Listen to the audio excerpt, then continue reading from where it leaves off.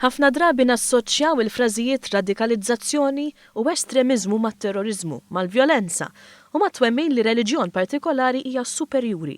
Iżda f'dinja fejn l-aħbarijiet huma ddominati minn dan kollu ftit nindirizzaw xi wassal eżatt għal radikalizzazzjoni. Fejn u taħt liema ċirkustanzi. Simpożju li sar it-tlieta indirizza propju dan, immexxi minn Sandra Scicluna, lettur tal-Kriminoloġija fl-Università. Spjegat għalfejn f'pajjiż tant żgħir iridu nindirizzaw dan il-fenomenu. Illum il-ġurnata m'għandniex Maltin biss, Malta għandna ħafna kulturi. Dejjem għandek dal-periklu, però dal-periklu jista' jiġi evitat.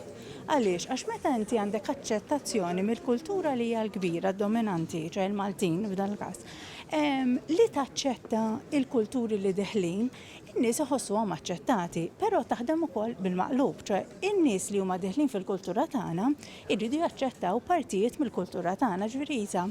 Iżjed ma jirnexxinna ngħixu flimkien, inqas ikollna problema. Ir-radikalizzazzjoni kif rajna barra minn Malta ġi problemi. Studji akkademiċi li saru madwar l-Ewropa konkludew li priġunieri tal-ħabs li nżammu f'iżolament huma fost dawk friskju.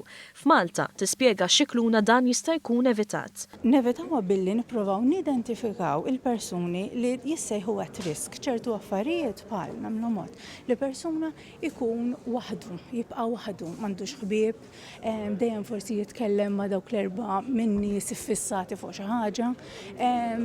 Inti bil-fors anke naraw inna fek naħdu nagħmlu l-eżempju ta' futbol. Jekk jiena mal-partit tiegħi u dejjem nitkellem fuq dal-futbol, nibda insir estremist fuq da, u l-istess tiġi fil-kultura. Ħaġa fil-futbol forsi nitajru ftit fil-ground.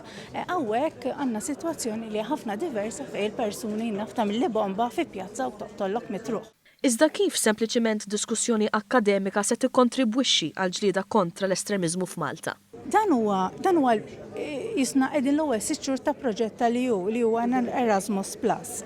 Dan huwa ġast diskussjoni, qed nibdew id-diskussjoni.